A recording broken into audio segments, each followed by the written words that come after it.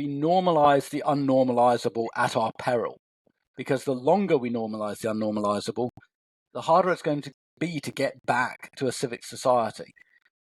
And this is what I was saying earlier about the sort of moral swamp. If you make enough people roll around in the mud, then you end up with a muddy society.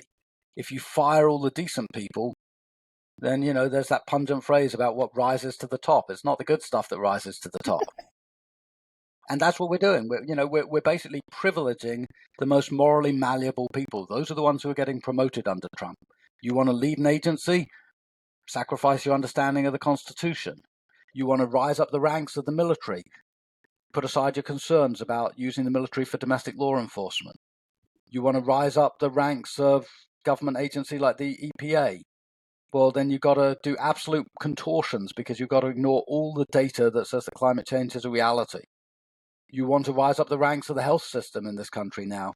Well, the fact that for 200 years we've been vaccinating kids to pretty good effect. We've eliminated diseases like smallpox. We've controlled diseases like measles and polio and all these other diseases that used to kill, by the millions. But you want to rise up the ranks of Robert Kennedy's health service? You've got to put aside all that knowledge. You've got to say, hey, maybe vaccines aren't such a good idea after all. Maybe we should go back to the 17th or 18th century. Well, that's insanity. It's like, almost a quintessential definition of insanity. But in Trumpland, in Trumplandia, that's the kind of person who's going to succeed. It's the doctors who put aside the Hippocratic Oath. It's the generals who put aside loyalty to the Constitution.